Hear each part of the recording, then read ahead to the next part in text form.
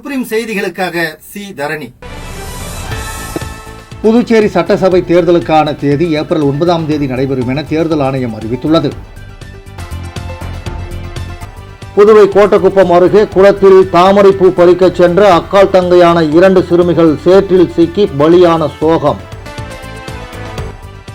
புதுச்சேரி காவல்துறையில் 5 ஆய்வாளர்கள் 8 உதவி ஆய்வாளர்கள் அதிரடி இடமாற்றம். சட்டமன்ற தேர்தலையொட்டி நடவடிக்கை.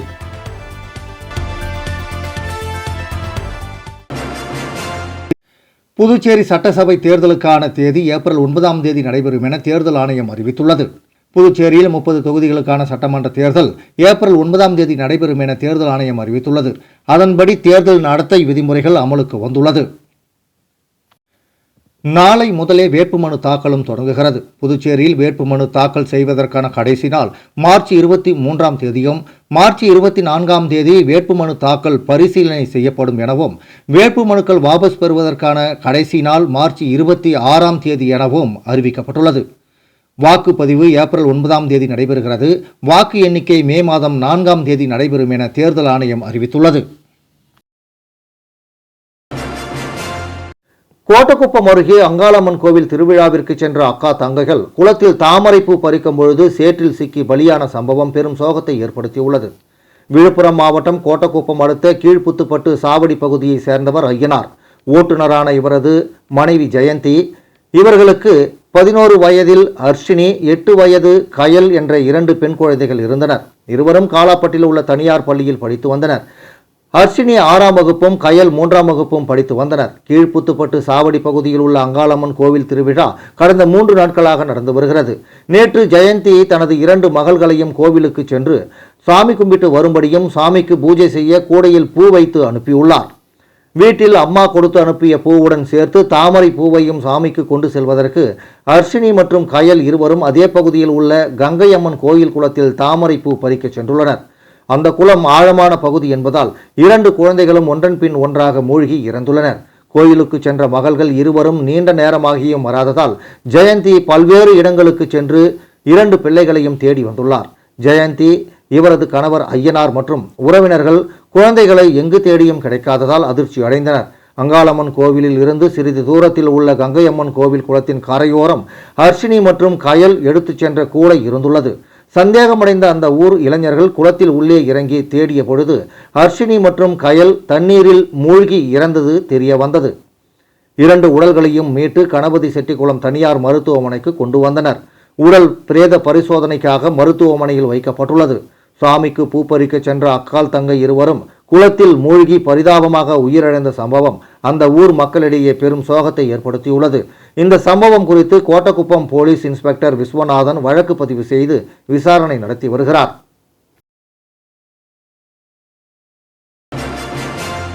நடைபெறவுள்ள சட்டமன்ற தேர்தலையொட்டி புதுச்சேரி காவல்துறையில் 5 ஆய்வாளர்கள் 8 உதவி ஆய்வாளர்கள் அதிரடியாக இடமாற்றம் செய்யப்பட்டுள்ளனர். நாடு முழுவதும் தேர்தலின் போது அந்தந்த சரகத்திற்கு உட்பட்ட காவல் நிலையங்களில் நீண்ட காலமாக பணிபுரிந்து வரும் அதிகாரிகள் முதல் காவலர்கள் வரை இடமாற்றம் செய்யப்படுவது வழக்கம். இந்த நிலையில் புதுச்சேரியில் நடைபெறவுள்ள சட்டமன்ற தேர்தலையொட்டி IAS மற்றும் PCS அதிகாரிகள் இடமாற்றம் செய்யப்பட்டனர். அதனைத் தொடர்ந்து புதுச்சேரி காவல்துறையில் ஆய்வாளர்கள், உதவி ஆய்வாளர்கள் உள்ளிட்ட காவல்துறையினர் இடமாற்றம் செய்யப்பட்டு வருகின்றனர். தற்போது மீண்டும் 5 ஆய்வாளர்கள் மற்றும் 8 உதவி ஆய்வாளர்கள் அதிரடியாக இடமாற்றம் செய்யப்பட்டுள்ளனர். அதன்படி லாஸ்பேட்டை காவல் நிலைய ஆய்வாளர் இனியன், முதலியார்பேட்டை காவல் நிலையத்திற்கும் சிக்மா செக்யூரிட்டி ஆய்வாளர் முருகன் சபாநாயகர் பாதுகாப்பு அதிகாரியாகவும், இதேபோல் முதலியார்பேட்டை ஆய்வாளர் ஆறுமுகம் சிக்மா செக்யூரிட்டிக்கும் இடமாற்றம் செய்யப்பட்டுள்ளனர். மேலும் சபாநாயகரின் பாதுகாப்பு அதிகாரியான ஆய்வாளர் பாலமுருகன் லாஸ்பேட்டை காவல் நிலையத்திற்கும், ஆய்வாளர் ஆடலரசன் மாஹே கடலோர காவல் படைக்கும் இடமாற்றம் செய்யப்பட்டுள்ளனர். ஆய்வாளர்களை தொடர்ந்து 8 உதவி ஆய்வாளர்களையும் அதிரடியாக இடமாற்றம் செய்யப்பட்டுள்ளனர். இதற்கான உத்தரவை புதுச்சேரி காவல்துறை தலைமையக கண்காணிப்பாளர் மோகன்குமார் பிறப்பித்துள்ளார். புதுச்சேரி முத்தியால்பேட்டை அம்பேத்கர் நகர் பகுதியில் ரூபாய் 1,20,00,000 மதிப்பில் கட்டப்பட்ட பல்நோக்கு சமுதாய கூடம் மற்றும் அங்கன்வாடி மையத்தை தொகுதி சட்டமன்ற உறுப்பினர் திறந்து வைத்தார். முத்தியால்பேட்டை அம்பேத்கர் நகர் மற்றும் புத்துமாரியம்மன் கோவில் வீதி அருகே மத்திய நகர்ப்புற முதலீட்டு திட்டமான CITIS நிதியின் மூலம் ரூபாய் 1.20 கோடி மதிப்பில் அனைத்து வசதிகளுடன் பல்நோக்கு சமுதாய கூடம் மற்றும் அங்கன்வாடி மையம் கட்டி முடிக்கப்பட்டது. முதலமைச்சர் அவர்களின் அறிவுறுத்தலின்படி தொகுதி சட்டமன்ற உறுப்பினர் பிரகாஷ்குமார் இந்த கட்டிடத்தை திறந்து வைத்தார். இந்த நிகழ்ச்சியில் புதுச்சேரி நகராட்சி ஆணையர், நகராட்சி செயற்பொறியாளர் சிவபாலன், புதுச்சேரி பொலிவுறு நகர திட்ட தலைமை அதிகாரி புகழேந்தி, நகராட்சி உதவி பொறியாளர் பழனிராஜா, இளநிலை பொறியாளர் சிவசுப்பிரமணியம் உள்ளிட்ட நகராட்சி அதிகாரிகள் மற்றும் ஊழியர்கள் கலந்து கொண்டனர். மேலும் என்ஆர் காங்கிரஸ் நிர்வாகிகள், உறுப்பினர்கள், அம்பேத்கர் நகர் நல்வாழ்வு சங்க நிர்வாகிகள், பொதுமக்கள் மற்றும் சட்டமன்ற உறுப்பினரின் ஆதரவாளர்கள் திரளாக கலந்து கொண்டு நிகழ்ச்சியை சிறப்பித்தனர். புதுச்சேரி காமராஜர் நகர் தொகுதிக்கு உட்பட்ட பகுதிகளில் தினந்தோறும் அன்னதானம் வழங்கப்பட்டு வந்த நிலையில் லட்சிய ஜனநாயக கட்சியின் தலைவர் ஜோஸ் சார்லஸ் மார்டின் இன்று பொதுமக்களுக்கு நேரில் அன்னதானம் வழங்கினார். புதுச்சேரி காமராஜர் நகர் தொகுதிக்கு உட்பட்ட பகுதிகளில் தினம்தோறும் அன்னதானம் வழங்கப்பட்டு வந்த நிலையில் லட்சிய ஜனநாயக கட்சியின் தலைவர் ஜோஸ் சார்லஸ் மார்டின் இன்று பொதுமக்களுக்கு நேரில் சென்று அன்னதானம் வழங்கினார். தொடர்ந்து அவர் பேசும்பொழுது, தேர்தல் நடத்தை விதிமுறைகளுக்கு உட்பட்டு தற்காலிகமாக இந்த உணவு வழங்கும் திட்டம் நிறுத்தப்படுகிறது. தேர்தல் முடிந்தவுடன் அம்மா திட்டம் போன்ற முறையில் புதுச்சேரி முழுவதும் இந்த அன்னதான திட்டம் விரிவுபடுத்தப்பட்டு மீண்டும் தொடங்கப்படும் என தெரிவித்தார். அனைவருக்கும் வணக்கம். இன்னைக்கு கடைசி நாளாக அன்னதானம் கொடுத்த எலெக்ஷன் கோட் ஆஃப் கான்டக்ட் வரதுனால இன்றைக்கி கடைசி நாளாக அது அன்னதானத்தை க்ளோஸ் பண்ணுறோம். அதுக்காக இன்றைக்கி நான் நேரில் வந்து அந்த மக்களுக்கு நானே பரிமாறி அவங்களுக்கு நன்றி தெரிவிச்சுட்டு அவங்களுக்கு அந்த அறிவிச்சுட்டு அடுத்தது வந்து நம்ம நெக்ஸ்ட் கோட் ஆஃப் கான்டக்ட் முடிஞ்சதுக்கப்புறம், எலெக்ஷன் முடிஞ்சதுக்கப்புறம் இது இங்கே மட்டும் இல்லாமல் இது எல்லா தொகுதியிலையும் ப்ளஸ் ஒரு அம்மா உணவகம் மாதிரி இது பசிலா புதுச்சேரி கான்செப்டில் பண்ணணும்னு ஒரு ஆசை. அதை கண்டிப்பாக நிறைவேற்றுவேன். ஃபஸ்ட்டு இப்போ காமராஜர் நகரில் நான் நிற்க போகிறேன். அது போக மற்றதெல்லாம் பேசிட்டு கூட்டணி பேச்சுவார்த்தை நடந்துகிட்ருக்கு. ஒன்ஸ் மேலே இருந்தது என்னங்கிற ஒரு கிளாரிட்டி வந்ததுக்கப்புறம் நான் கிளியராக அனௌன்ஸ் பண்ணுவோம். என்டிஏ கூட்டணியில் எத்தனை சீட்டு உங்களுக்கு வேணும்னு கேட்குறீங்களா? இல்லை, அதான் இப்போ பேச்சுவார்த்தை நடந்துகிட்ருக்கு. இன்னும் அது ஒரு முடிவு வரல. ஸோ இன்னும் நேற்றுலாம் கூட இப்போ சீஃப் மினிஸ்டர்லாம் பார்த்துட்டு வந்திருக்காங்க. பார்த்து முடிச்சோன்னே ஒரு உட்காந்து எல்லாரும் பேசுங்க. ஏன்னா அவங்களுக்குள்ளே பிரிச்சிருக்காங்க. இப்போ 16, 14 மாதிரி ஃபஸ்ட்டு கிளாரிஃபை பண்ணியிருக்காங்க. எங்களோட கோரிக்கை வச்சுட்ருக்கோம். பட் ஏன்னா பேசிகிட்டு இருக்கும்போது நம்ம இந்த நேரத்தில் அதை இன்ஃபர்மேஷன் சொல்ல முடியாது. பேசி முடிச்சதுக்கப்புறம் நான் கண்டிப்பாக அதை விளம்பர இடைவேளைக்கு பிறகு செய்திகள் தொடரும்.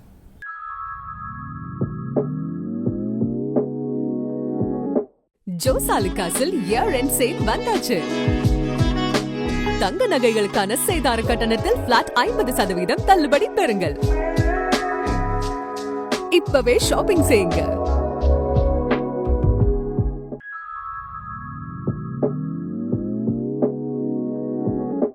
ஜோஸ் ஆலுகாஸில் இயர் எண்ட் சேல் வந்தாச்சு.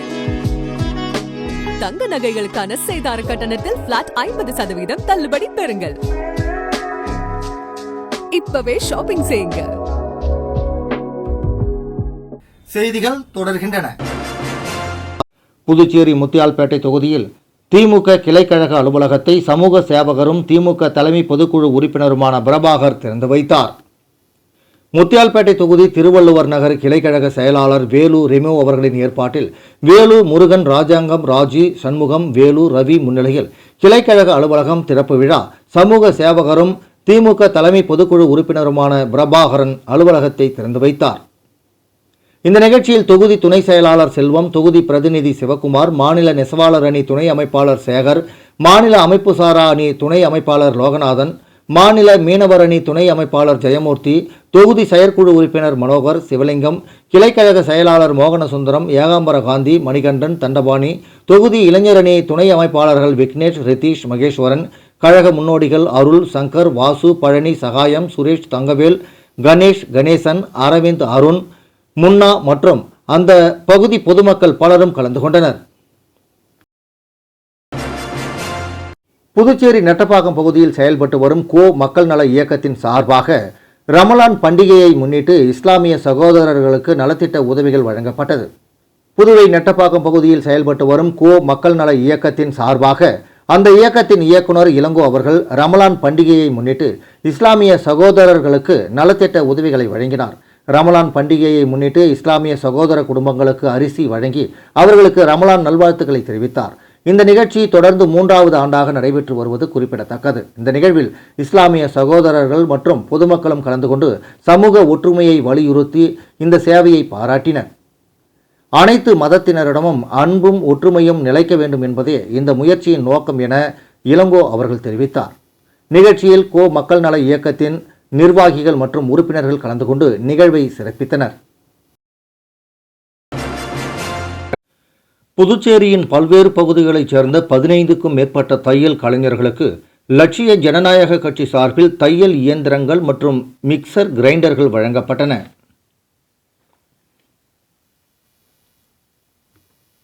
புதுச்சேரியின் பல்வேறு பகுதிகளைச் சேர்ந்த 15க்கும் மேற்பட்ட தையல் கலைஞர்களுக்கு லட்சிய ஜனநாயக கட்சி சார்பில் தையல் இயந்திரங்கள் மற்றும் மிக்சர் கிரைண்டர்கள் வழங்கப்பட்டன. இந்த உதவிப் பொருட்களை கட்சியின் நிறுவன தலைவர் ஜோஸ் சார்லஸ் மார்டின் வழங்கினார். காமராஜ் நகர் தொகுதியில் உள்ள லட்சிய ஜனநாயக கட்சி அலுவலகத்தில் நடைபெற்ற இந்த நிகழ்ச்சியில் பொது செயலாளர்கள் டாக்டர் துரைசாமி, சுரேஷ், பிரபாகரன், பாபு ஆகியோர் கலந்து கொண்டனர். மேலும் பரப்புரை பொதுச் செயலாளர் நடிகர் தாடி பாலாஜி, மண்டல பொதுச் செயலாளர்கள் ராபர்ட் ஜேசுதாஸ், முனைவர் கண்ணபுரான் மற்றும் நிர்வாகிகள் மதன், ஜெயசங்கர், மோகன் உள்ளிட்டோர் பங்கேற்றனர். இந்த உதவி திட்டம் பொருளாதார ரீதியாக பின்தங்கிய தையல் தொழிலாளர்களின் வாழ்க்கை தரத்தை மேம்படுத்தும் நோக்கில் வழங்கப்பட்டதாக கட்சி நிர்வாகிகள் தெரிவித்தனர். புதுச்சேரி உருளையன்பேட்டை தொகுதி முழுவதும் கடந்த 2025ஆம் ஆண்டு 10 மற்றும் 12ஆம் வகுப்பு அரசு பொதுத் தேர்வில் தேர்ச்சி பெற்ற மாணவர்களுக்கு தனது சொந்த செலவில் பரிசுப் பொருட்களையும் உதவித்தொகையையும் மாணவ மாணவியர்களின் இல்லங்களுக்கு நேரில் சென்று திமுக பொதுக்குழு உறுப்பினர் கோபால் வழங்கினார். புதுச்சேரி உருளையன்பேட்டை தொகுதி முழுவதும் கடந்த 2025ஆம் ஆண்டு 10 மற்றும் 12ஆம் வகுப்பு அரசு பொதுத் தேர்வில் தேர்ச்சி பெற்ற மாணவர்களுக்கு தனது சொந்த செலவில் பரிசு பொருட்களையும் உதவித்தொகையையும் மாணவ மாணவியர்களின் இல்லங்களுக்கு நேரில் சென்று வழங்கும் நிகழ்ச்சியின் தொடர்ச்சியாக இன்று கண்டாக்டர் தோட்டம், பள்ளிக்கூட வீதி மற்றும் அதனை சுற்றியுள்ள பகுதியில் உள்ள பொதுத் தேர்வில் தேர்ச்சி அடைந்த மாணவ மாணவியர்களுக்கு பரிசு பொருட்கள் தொகுப்பு மற்றும் உதவித்தொகையை திமுக தலைமை பொதுக்குழு உறுப்பினர் கோபால் வழங்கினார். இந்த நிகழ்ச்சியில் தொகுதி திமுக உறுப்பினர்களும் மற்றும் ஊர் மக்கள் கிளை செயலாளர் ஆகியோரும் உடனிருந்தனர். மீண்டும் முக்கிய செய்திகள். புதுச்சேரி சட்டசபை தேர்தலுக்கான தேதி ஏப்ரல் 9ஆம் தேதி நடைபெறும் என தேர்தல் ஆணையம் அறிவித்துள்ளது. புதுவை கோட்டக்குப்பம் அருகே குளத்தில் தாமரைப்பூ பறிக்கச் சென்ற அக்கால் தங்கையான 2 சிறுமிகள் சேற்றில் சிக்கி பலியான சோகம். புதுச்சேரி காவல்துறையில் 5 ஆய்வாளர்கள், 8 உதவி ஆய்வாளர்கள் அதிரடி இடமாற்றம். சட்டமன்ற தேர்தலையொட்டி நடவடிக்கை. இத்துடன் இந்த செய்தி அறிக்கை நிறைவடைந்தன. வணக்கம்.